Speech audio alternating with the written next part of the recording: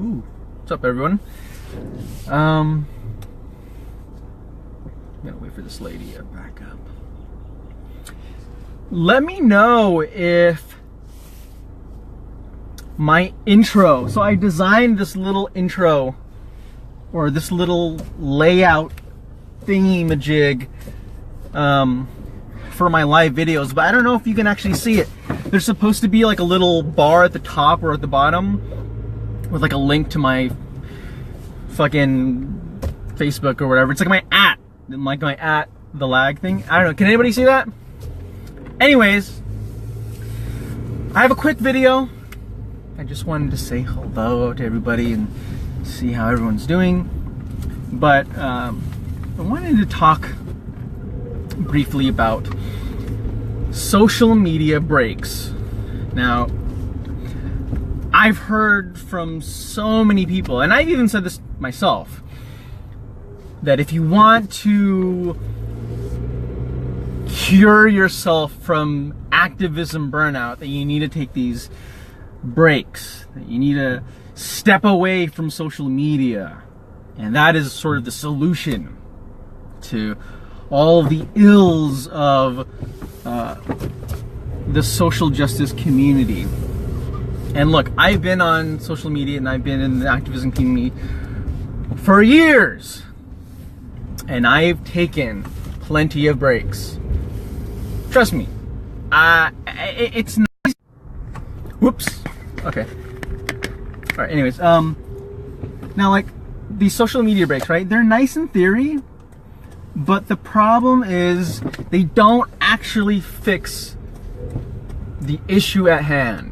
A social media break is really just a way of stalling what should be taken care of now. Because what ends up happening is you take this social media break, right? You break for a couple days or you break for a week and you feel good, you know?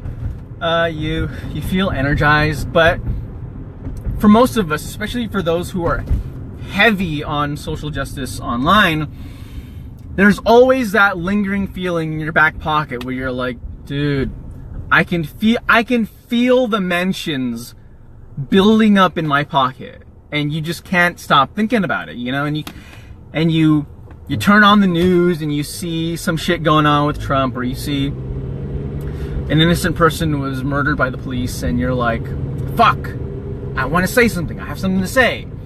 And so your mind is never really divorced from the social justice community. It's always there. It's always there, right? And after taking multiple social media breaks, I just found myself in this cycle where I'd get burnt out, I'd take a break, and then I'd come back and I'd be reinvigorated, and then I'd get burnt out and I'd do it again. And it was exhausting, you know, it was exhausting, it was depressing, and I just couldn't figure out, like, how am I gonna rework this so I feel better? Because there's no way that we can actually solve the issue of drama within the SJW community or people harassing you and whatnot. And it really all has to do with the way we perceive and the way that we internalize a lot of the things that we talk about. See, the problem is when you are an activist, part of your role is to be incredibly sympathetic, and you have to always be putting yourselves in the shoes of other people. This person got shot. How would it, like, how does the family feel? How does this community feel? How do all the people involved in this situation feel? And you transplant yourself in that position, and then you use that to have a better understanding of what's going on, you know? And it's hard, you know, because sometimes when you do that, you almost carry a piece of that emotional weight onto yourself. And it just, like, it breaks you down, you know? Like, constantly talking about rape and and murder and stuff, it's not supposed to make you feel good. And so I realized that what works for me is I needed to start off by not trying to internalize so much of that trauma. You know, like sometimes I think that we get so passionate about some of these issues, but then when you look at it in hindsight, it's like, damn, you know, like I don't even know if I needed to go that 6 hours of back and forth tweeting with that one person, you know? And or it's like I don't know if I needed to do that call out, or I don't know if I needed to have this big blowout with this other SJW, or I don't know if it was even worth it trying to expose this one person, you know? And I think for activists, a lot of times we feel very alone, and we feel very much like no one's gonna do this except for me. I need to do this. If no one talks about this shit, then this issue is just going to exist. And we put so much responsibility on these systemic issues that we really have no fucking idea how to solve. But yet we make ourselves feel like we're supposed to. Oh, well, you know, sexism in the XYZ community, or oh god, come on, lady.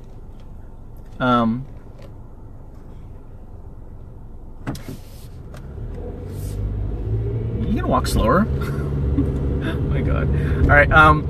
But anyways, like one of the things that I've been doing is when that switch triggers, I think a lot of us have it. A lot of activists have this trigger where it's like, oh shit's going down. Boom, I need to get into activism mode. I need to get into fighting mode. But I urge you to, when that happens, when you have that urge to like, oh, I need to say some shit, like, ask yourself, like, what is the value of this interaction? What am I going to get out of it? How am I going to benefit, or how am I going to suffer from this interaction? You know, like, sometimes we forget, like, we'll put ourselves in this predicament where, we'll put ourselves in this predicament where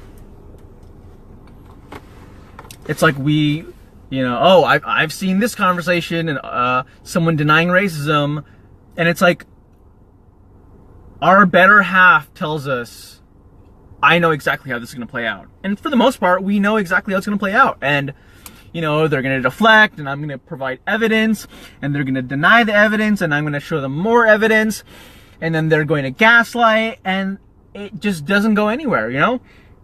And so, for me, like, when I get into that space, I'm just like, all right, I know what this motherfucker's trying to do. I know that he's trying to instigate me. I know he's trying to, like, start some shit, or I know this SJW is trying to, like, start drama. You know, like, how petty do I want to be? You know, because sometimes it's like we forget that the pettiness isn't just pettiness. Like, sometimes that pettiness comes with, okay, well, you know, when you open that Pandora's box of pettiness, then all this shit happens, and you're just like, oh my god, why did I even do this? You know? And I urge more activists to get into a frame of mind where they are more critical of the discussions they choose to engage in. And not even just like shit that you're confronted with, but even just like topics that you want to share, or topics that you want to like comment on, you know? Like sometimes I share something on my page, and I know that I'm like, dude, I know that when I share this shit, people are gonna flip out, or people are gonna like give me all this shit. But you're just, but but the activism in you is just like, I need to do it. I need to do it. You know, I need to say this thing. And sometimes there are moments where you should, like where you're the perfect person to talk about that thing, and that you can articulate it in a certain way because you've experienced it and you can really lend some insight. But other times there are certain issues that it's like, one, it doesn't really affect you, or two, the people that you're sending this message to, one, they're not going to get it, two, they're not going to respect it, and three, you're just going to get even more irritated. And I encourage more of you to divest yourself emotionally from these situations, and to try to learn to accept that there are certain things that are just out of your control, and that there are certain topics that kind of blurry. There are certain topics that you just can't fix, and sometimes it's shitty because it makes you feel like, you know, I can't do anything, or I'm worthless, or, you know, this problem is going to keep persisting. But I think when you look at it from the larger perspective of the whole activism community, you'll see that no one person is responsible for breaking down and solving anything. You know, like as much as we turn certain activists into icons, whether it's Martin Luther King or Malcolm X, Martin Luther King didn't fix, you know, one whole sweeping issue. It was a collective effort. He was just one figure within the whole entire puzzle. You know, Malcolm X, same thing. For us, it's the same thing. You know? And sometimes I think we sometimes overestimate our impact on certain issues. And by doing that, we place this unnecessary pressure on ourselves where we're like, you know, I could do this. I can call out this person and I can solve this thing. But like, when you constantly are just fighting, like, you just feel battered and bruised and exhausted, and your mental health just deteriorates. And so then you go onto these breaks, but then when you come back, your behavior in the social justice community is the same. So you keep putting yourself in this situation because you're engaging in the same exact manner. And so it's not necessarily that the activism community has to change, and it's not as if social media has to change, because none of it really is going to change. It's a matter of how our personal relationship is with social media and the activism community, you know? And I don't want you to feel like I'm discouraging you from talking out or anything like that, but I just want you to know that, like Suzanne is saying, it's sort of a strategy. It's a way of prioritizing certain things. Like, okay, this topic about the LGBTQ community, it's really important, but maybe this is way out of my scope as a cis-het dude, and I don't even know what the fuck I'm getting into. So do I really want to, like, start this conversation where I'm going to get checked and I'm going to get called out, or, you know, all these trolls are going to come after me? Like, is it worth it? Or is there someone better and more equipped for this fight? It's kind of like in a video game where, let's say it's a shooter, like a first-person shooter, you know, like, and you're in a team.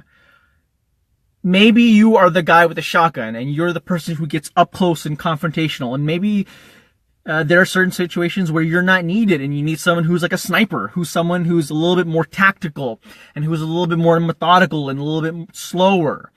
Or maybe you need someone who's a little bit more sneaky and someone who can do really good research. Or maybe you need someone who's a little bit more connected and they can go ahead and contact people to get someone fired. You know, I think sometimes we feel like we need to put on all these different hats and wear these different shoes because we just think that nothing's going to get done.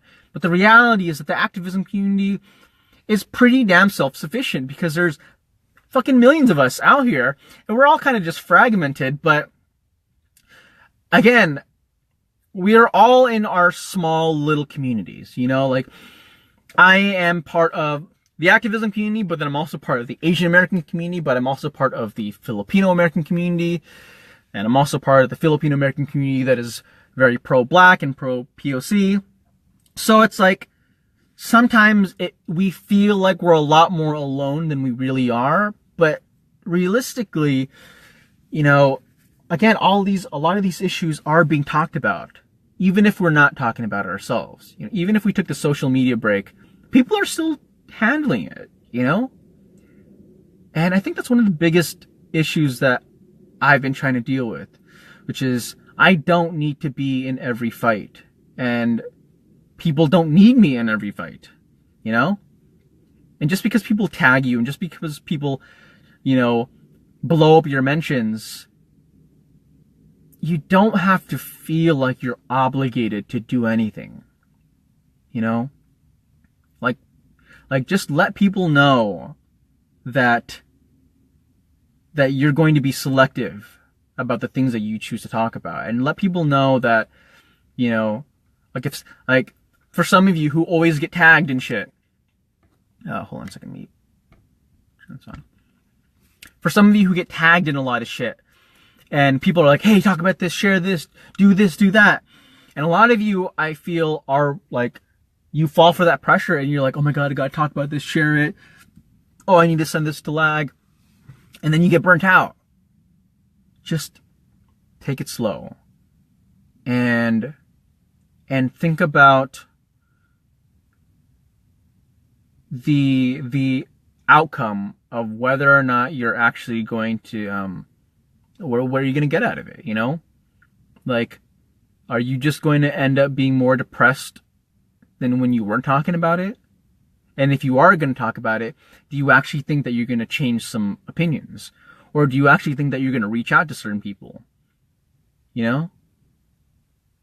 And sometimes I feel like a lot of the shit that activists engage in, I'm sorry, but like a lot of times, some of the shit that they say, either it's not true, or it's ill-informed, or it's a basic ass opinion, and it's like, you gotta be real with yourself. Like, do people even give a shit?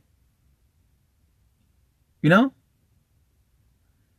And I think sometimes we're afraid to admit that sometimes we want to talk about certain things because we want people to know that we think about these things. You know? It's basic performative activism. Telling people that, you know, hey, look at me, I care about these things. I am aware, I am woke. And you get into this thing where you're constantly in this performative wokeness situation where you feel like, oh God, like your woke meter is at like 100, and every day that you don't talk about it, about something, about the issues, that your wokeness meter is like going down. You're like, oh my God, like people aren't gonna think I'm woke. I need to remind people that I'm woke. It's like, no, you don't have to do that. You know, you can just chill out. You can just, you know, if people don't think that you're woke, if people don't think that you're conscious about a certain issue, then fuck it. Let them think that. It doesn't matter. You know, like, people will like say some shit about, I'm telling you, people talk so much shit about me. And I've been on Twitter lately, and I've been like engaging with a bunch of these Asian activists, and like some of them will talk shit and be like, oh man, you're irrelevant now, blah, blah, blah. And before I would have been like pissed off, and I would have like, oh, what are you talking about? Fuck you, blah, blah, blah. But now I'm just like, okay. I really don't care. I really don't care. And I'm telling you, like, taking that extra step, that one step of saying, is this thing worth talking about? And is this going to send me down a rabbit hole where I am, benefiting from it, or am I going to feel worse for it? And if I'm going to feel worse for it, am I taking the fall so I can help uplift others? Because there are certain issues where it's like, oh, like no one's talking about this shit, and this is a really big problem. And like, I think I have a chance of like changing some opinions. Like today, I posted about that whole McDonald's and fast food thing. I talked about it because I felt that it was a conversation that had to be had, and I felt like it was there was some information in there that some people didn't think about, and luckily a lot of people responded well to it. And so it's like that was on my behalf a good read. It was a good judgment on my behalf that this was a topic that I wanted to talk about, that I felt that I could educate people on. I did it. It was well received. Great.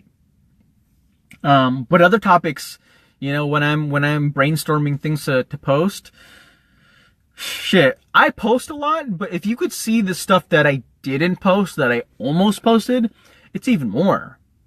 I read and I go through like hundreds of articles and different things that I want to post about, but so much of it I have to take a pass on. And as of late, I've been passing on even more stuff. And I've been even more critical of the things that I want to post, and even more critical about the things I want to talk about, because again, sometimes, especially in the activist community, the minute that you talk about some shit, it's like if you talk about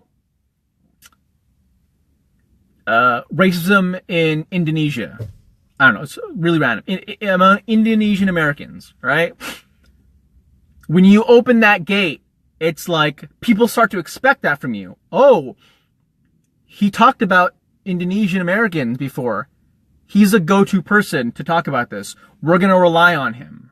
And that's how it works with the activism community, because there's no real leadership. And so everyone kind of looks to each other like, are you going to talk about this? You want to talk about this? You can talk about this? You going to cover this? And so sometimes I feel like we're so quick to latch on to anybody who has something to say. But sometimes not everyone has something worth fucking saying.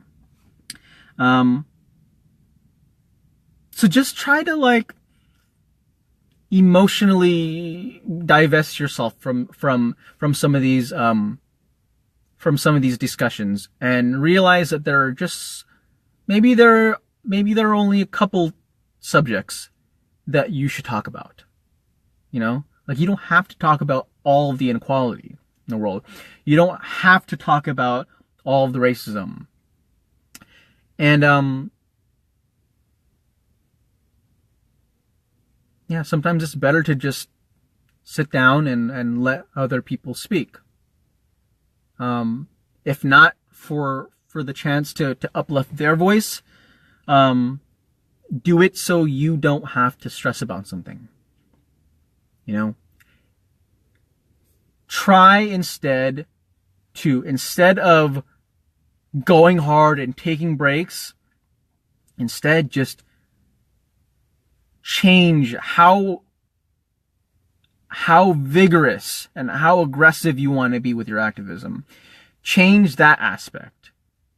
Change the aspect of like, okay, like, I'm just not going to be tweeting these people, or I'm not going to be like responding to these comments. I'm not going to be engaging with these people. So just change your relationship with how you actually communicate your thoughts and which topics you choose to discuss, as opposed to feeling like you need to talk about everything and then having it all crash down on you. Okay, let me take a couple comments and questions. Lisa Lane says, the difference that you don't need validation from others with your thoughts or concerns. Many people post because they need someone else to say they are valid or important. Okay, so that is a valid point. But the thing is, I think you can still seek validation and find that validation within your own inner circle. Like if you develop a relationship with other activists and you become friends with them, you can like discuss it with them or talk about it with your significant other. Like one of the things I've been doing a lot lately is talking about some of these issues with my wife and just leaving it at that. You know, because I value my wife's opinion above anybody else's, and I love what she has to say. You know, me and her are very neck and neck in terms of how we feel about activism and whatnot. And sometimes I just feel more therapeutic, like, oh, I got this off my chest. I talked to my wife about it. I don't need to post about it, you know? I don't need to post about it. Sometimes that's all we need. I think that is sometimes what we need more than anything. More than even validation is we just need a vent. And we just need someone to listen to us. Because to be honest, and I'm not trying to like, you know, be shady to anybody, but I see all the times that people share shit from my page. And I see how many likes people get and how many comments people get. And for the most part, a lot of activists share a lot of shit, but no one comments, no one talks about it, no one discusses. Part of it I can explain in like, you know, fine detail about how you're marketing your ideas and whatnot and your social media strategy. But aside from that, most of the time, people just don't give a shit. You know, they don't see you as an authority on these subjects. But you think that you're an authority on these subjects, so you feel like you want to validate yourself. So, again, like, you know, I think if you really want to play the game of trying to validate your opinions, sometimes you're going to end up in this conundrum where you're just constantly sharing, like, oh my god, I'm woke about this, I'm woke about that, I'm woke about this, and then you'll get like one thing that gets liked, or one post that hits and gets like, you know, 12 comments or whatever. But then all the other times you feel shit about it, you know? So just, again, try to be more selective and try to be more critical of like where you're trying to get this validation from and what forms of validation you're trying to get. Like maybe your outlet is different. Maybe you need to be talking about this shit and expressing your opinions in terms of art, and maybe you would be better suited about you know, painting your thoughts and ideas, or making a YouTube video or something, as opposed to doing it the way that a lot of activists like myself do. Like maybe you are not the type of person who has to be tweeting all the time. Maybe you're not the type of person who is constantly on Facebook. Maybe you're not the type of person who's like me, who's on Facebook Live. And so, be really critical of yourself. Like for me, I had to be really critical of myself and realize that, you know, maybe I'm not the type of person who's going to be like verified on Twitter and like constantly tweeting at people, because I don't want to be like that. Like that platform isn't really for me. You know, I like Facebook because the posts are more long form, and I've always been all about writing longer posts, and I like the flexibility and the organization of Facebook. So that platform works for me. So again, also look into the platform that you're using. Like, are you good for Twitter, or are you good for Facebook? Or maybe you're better for Instagram, or maybe you're better for Snapchat. You know, think about where your opinions are going. Because that's also another thing that's really important, is that sometimes that is the big difference. You know, certain platforms are more conducive to other people. All right.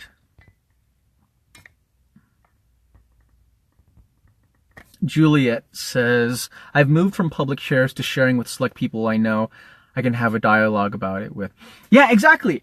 You know, and that's the funny thing, is that like, I feel like activists are always shamed into feeling like we need to put our opinions on this super public pedestal, and that it needs to be this battle royale of opinions, and that unless there's a fight, then it's not worth sharing, or it's not worth talking about.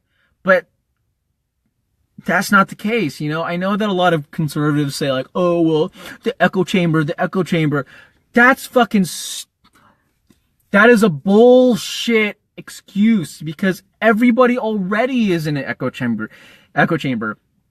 You know, like no one deliberately makes friends with people that they fucking hate, whose ideas you fucking, you know, detest. And for the people who do have friends like that, I'm sorry, but that fucking sucks on you. That's your bad. If you want to have a relationship with people who are fucking Trump voters and shit like that, that's fine. You can do that all you want.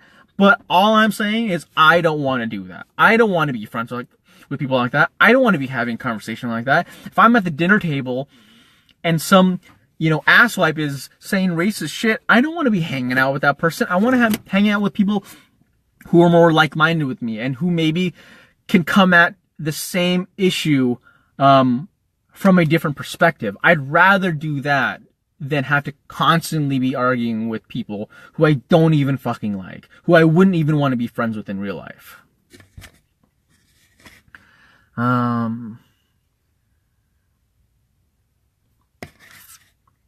right, let me see.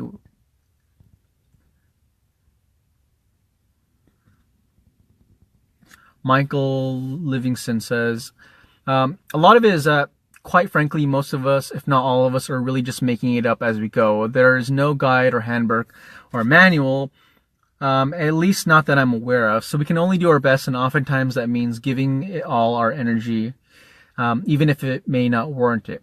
I totally agree. I think a lot of activists, even myself, I'm still learning. I'm still learning how to do this shit. I'm still learning effective strategies so I can maintain my sanity, but also, spread positive messages and raise awareness about certain topics.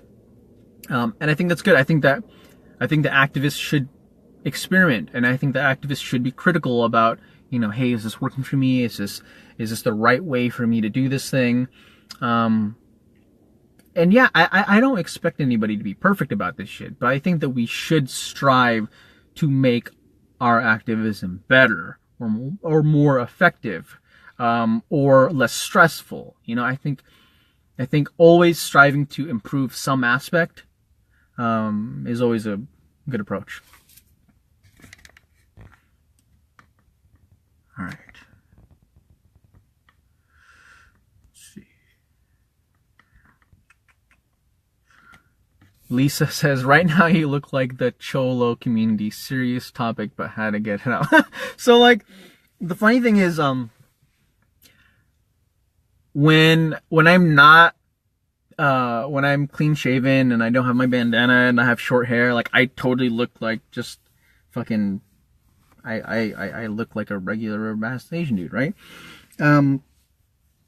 But when I grow my hair out, I grow my facial hair out and I have this bandana, my Filipino-ness, skyrockets. And it's not like I did it because I want to look super Filipino. I just want to grow my hair out, and I just like this because it keeps the sweat off my face and it keeps the hair out of my face. So it's I wear it for a practical reason.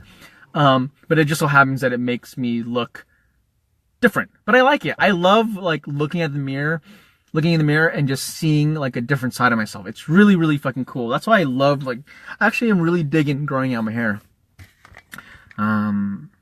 All right.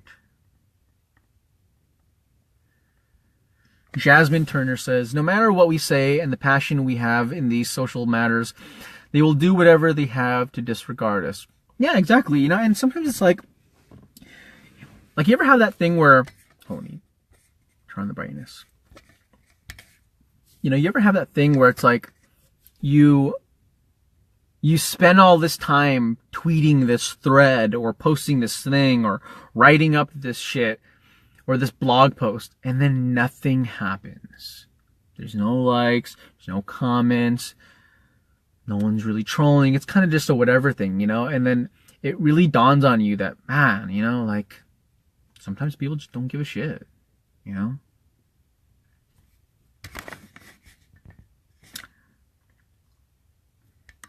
right.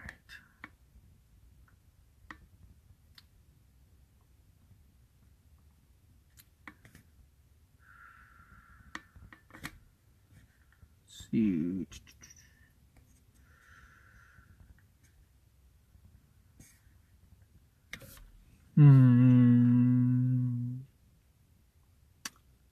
Isla Cloud says, weird. Facebook only notifies me about your live posts, but not your shared posts. I haven't changed my settings. I follow you. Facebook is fucking trash. The algorithm is so fucked up. And I mean, from a business standpoint, there are people dropping serious money trying to figure out how this Facebook algorithm works. I'm telling you, so many companies and publishing companies are going out of business because Facebook's algorithm is constantly changing. And it's just really, really fucked. I'm telling you, one day I think I'll explain to you all how it works on my end and how fucked up and how hard it is to run this page. But when you see like the inner workings of Facebook from the page perspective, it's fucked. It's fucked. Let's see.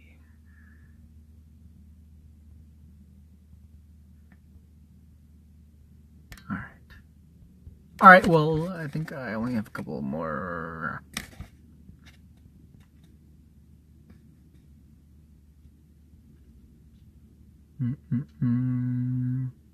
Christine Conrad says, I wish I could disconnect too. My Korean-born boyfriend just said something racist as fuck. I am Korean and black, but I am so hurt. I am ready to just not be online anymore.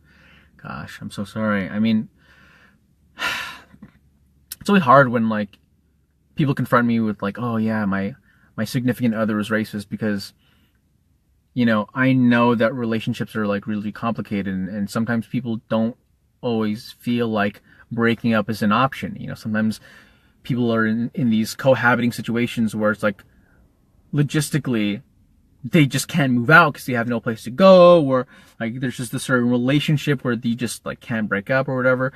And I'm not trying to like assume anything about your relationship, but I hope that you figure it out, and I hope like, you know, you bring it up to your boyfriend, that he's understanding about it. But I'm, you know, I'm sorry that you're going through that. Kayla Banks says, I found that spreading positive messages about marginalized groups is better for my sanity than always spreading stories of racist cave demons. We all know they're racist. We don't all know about Harriet Tubman leading her people while having seizures and narcolepsy. I didn't even know about the whole seizures and narcolepsy. So yeah, you're right. You know, sometimes it is better to just break up the monotony of negative racist posts with posts that are more empowering for people of color. And that's what I want to like include. That's why I've been adding a lot more like polls on my posts and things that are a little bit more humorous. And, you know, I think so many activists are so on level 10 and just so aggressive all the time that even for me, I'm like, it's hard to follow them. And like, I follow them anyways because I know that they're really good at talking about certain subjects. But other times I'm like, I don't know if I would like constantly want to be on that page. Like, I don't know if I want to constantly be like involved in that community, you know, because it's constantly just like stressful. And so I've been trying to post more stuff that's kind of like chill and funny, because I want to give you all like some content diversity, so that way you're not constantly mad. And so sometimes maybe you're sad, but then other times that you're happy, and or you're feeling nerdy, or you're feeling intimate, or you're feeling romantic, you know. And I want to be able to like express those different things, because I don't think that activism is just talking about, you know, it isn't just about being mad. It's also being able to like convey all these other emotions that we're feeling. But yeah, so I definitely agree with Kayla about spreading more positive posts, not like fake positive, like, oh yay, go people of color all the time, but just like things that are just more educational, and not as sensational. So yeah, I definitely agree. Tonight, I'm actually going to share something really, really cool. A brilliant photographer actually reached out to me, and she did a photo shoot, with the theme of Black Panther, and it's fucking sick. It's pretty fucking sick, and it was done very, very well. And I'll show you all the pictures, so you can all geek about it. But yeah, I'll go ahead and post that later on. I'll take one more comment. Let's see. Mercedes Ray says, I constantly post about how beautiful we are inside and out. I don't follow the American beauty standard, and the likes and responses I get are interesting. Yeah, you know, it's really encouraging. Like, I love posts from like, you know, like when Muslim women talk about like, oh, you know, like uplifting other Muslims and talking about like how much they love the solidarity within the community, or when Black women talk about like, you know, hashtag Black Girls Rock, or or, you know, black excellence, and, you know, like topics like that are really encouraging, and it's really nice to see people just like showing love for each other, or like complimenting each other, like, oh man, like your outfit's great, or you look gorgeous, and blah blah blah. And it's just, even though I'm not Muslim, or even though I'm not a black woman, like just seeing other people love each other and seeing people in the community just like being fucking nice to each other, it's really cool, you know, and it's really encouraging, and it makes you feel like, damn, you know, like I like this community, you know, and I'm glad that of all the communities I could be a part of, that I am a part of this one, you know, and it makes me proud. All right, everyone, that is it. I bought some like frozen shit, so it might have like kind of melted.